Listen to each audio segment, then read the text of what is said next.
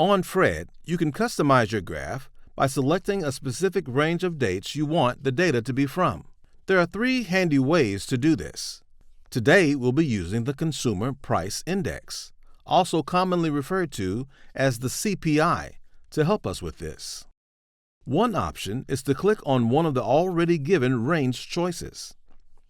Above the graph, there are options ranging from 1 year, 5 years, 10 years, and a maximum range which you can select to see your data from.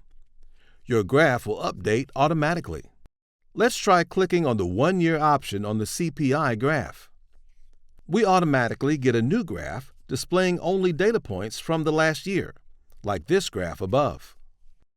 The second option is to change the start and end date field above your graph. You can click on one of the boxes and either enter a specific date or select one from the drop-down box. Say you wanted to see the CPI data from January 2018 to March 2020. When clicking on the box, you can type in those dates into your new graph displaying those dates. You can also scroll through the drop-down box and select both dates from there. Your new graph will update automatically. Our third option is to highlight the period you want to show on the graph.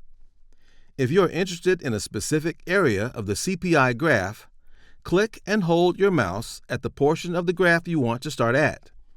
Then drag the cursor to highlight the period you want. Your CPI graph will display the selected area so you can take a closer look. Now that you understand how to change the time range on your CPI graph, try changing the time on our other data series. Also, be sure to check out the Fred Help page to learn more about other useful tools in Fred. This can be found at fredhelp.stlouisfed.org.